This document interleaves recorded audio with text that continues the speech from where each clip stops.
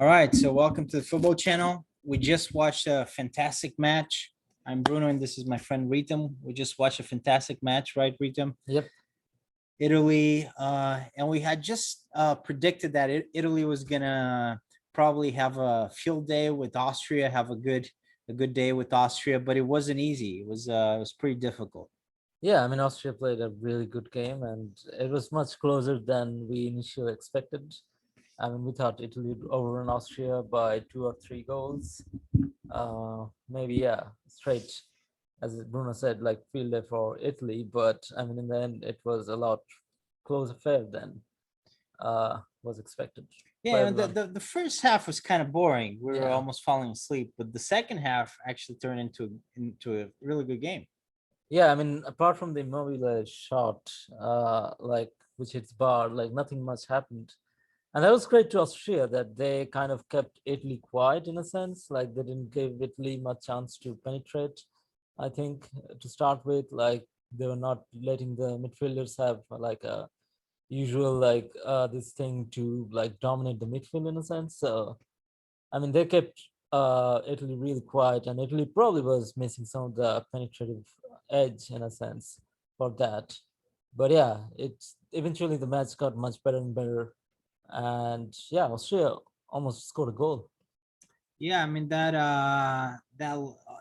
like at the very end, Austria gets back into the game. That goal went in through a very tight angle, and there Yeah, were like three Italian defenders, but that gave Austria real hope, and they were having chances before that. So yeah. I mean, they they scored a goal yeah. technically if it was not chopped off due to the VAR. Oh yeah, and that was like the first key moment in the game is Yeah, when Austria goes one one goal up, and I guess this allowed it. It was kind of a tight. tight call. Yeah, Yeah, it was a tight call, but yeah, it was an offside, and that would have been a goal if we didn't have VAR. So probably. Yeah, I that would mean, have changed the whole complexion of the the game. whole complexion of the game. The whole story would have been different. Yeah, Probably Italy would probably be out yeah. at this point. So instead, they get the result, but it ended up being like an epic affair, and they Yeah. got it done thanks to VAR. But it was the right call. Yeah, I mean the game was.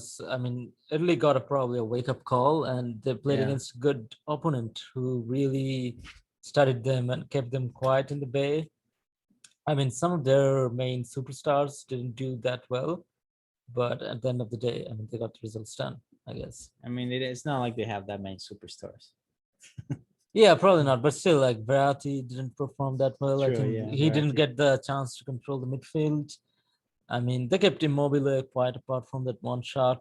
Couple of yeah, I think in a couple of events like Italy controlled the game. Like I think between 15 and 30 minutes they were controlling the game where they had a good chance, and then Yeah, but but Chiesa was the guy that really did it. yeah, yeah, The we're talking in the preview video, we talked about Chiesa, and yeah, he was the guy that made the difference at the end. I mean, it changed. Italy looked a lot better with him on the pitch, and so he scored the first goal, which was a very nice goal, and the second one was Pessina, who had already scored before, and I had never ever even heard of Pessina. Had you no, heard of him before? But he's having a very good tournament, yeah. and that was a good goal, the second goal as well. But the Chiesa's goal was a fantastic goal. Yeah, I mean, it kind of shows the importance of having good bench strength, and I think it will get even more important as the tournament progress eventually because you have 5 substitutes. So who are you going to bring from the bench And to this change the this complexion of the this game? rule that changed from 3 to 5, I mean, it really the bench has a bigger impact, right? Because Yeah, you can bring in more players. Also, they're tired because we had a yeah, very strange season with COVID. It was the timing was off. yeah. And So if you have someone like Chiesa who's like always up and running, yeah, it's even more better in a sense because he can run at the defenders. Like that's what exactly happened. Like after he came in to play, like right. yeah, Yeah, I mean, he had a lot of energy, and we even commented at the end that who was that guy? Di Lorenzo, right? yeah, He had Lorenzo that from the freaking yeah, amazing yeah, run, from the and right back. they had been playing for 110 minutes at that point, and that guy like just ran the whole field, and I think the And energy levels went up for both it's teams as crazy the how yeah. I don't understand how he had the energy to Yeah. do that I run. think all even the Austrian players played really energetic. Like Yeah, even they at were the very like energetic after as the well. 90 minutes, it felt like almost the energy level went up and everyone was trying It's a to weird thing. Do you yeah. think it was adrenaline that, or that I guess, and we play football in the park and stuff. Sometimes you get really tired, but at the end you kind of like forget how tired you are, Yeah. and you kind of like get a second wind. Yeah, I think Maybe that's everyone what does. happened. Maybe, yeah. But it talks about their fitness levels as well, like how fit they were, everyone. Yeah, I they're mean, in good shape. Di Lorenzo, I mean, when he made that That run, guy's yeah, that guy's certainly in a good shape. yeah, it's And Chiesa was very fast. Also, yeah. he wasn't playing from the beginning. But well, two questions. First question: do you play the guys that came in or that didn't come in? Doubts that we had before the game. So Locatelli or Verratti, who do you choose for the next game? I think it will depend on the opponent. I think Brad is still like the player to go for, I'd say. I would agree. Yeah, Yeah, I mean, if they're going he's just against, too good not to play him. yeah, I mean, it's hard. I mean, I would probably stick with the same thing, but except in case of Berardi, probably start Chiesa. I think he's a better Yeah, player. that was what I was gonna ask. Yeah, Yeah. Chiesa. Yeah, I would def. I mean, to me, it's not even. I mean, I have no doubts. I think Yeah. Chiesa is definitely right now. He's the better option. And with Belgium or Portugal, they won't get a chance probably to Exactly, make these kind of changes and wait and you until the can't make game is. mistakes either. Yeah, I mean they would probably score a goal and It's their moment. yeah, they would finish the game beforehand. So Yeah. So that was my second question. What do you think next game? Do you think they? Because a lot of people now are going to be saying, "Well, Italy's not that good because they faced Austria, and they're gonna go up against Portugal or Belgium next. They didn't look so good today." What do you think? Because you're like super positive about Italy. Do you have second thoughts now?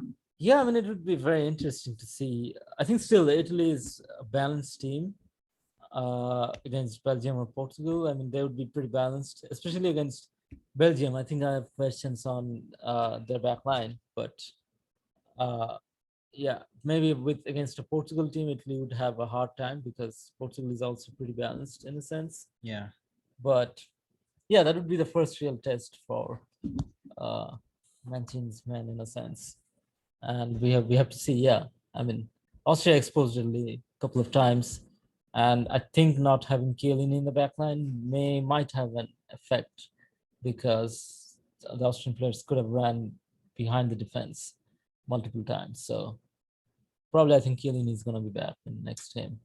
Chile, yeah, I think that would be good because he's a leader and he's Yeah, an important part of their defense. the whole setup, like he Yeah, can the whole control setup. the game in a sense. Like he's a very good thinker of the game as well. So it is important to have him in the side. I agree. I Yeah. agree. And I think that they still got the win, but I think this kind of like confirms what I was thinking before, that even though they're a very good side, they're in great form, and they started the tournament really strongly.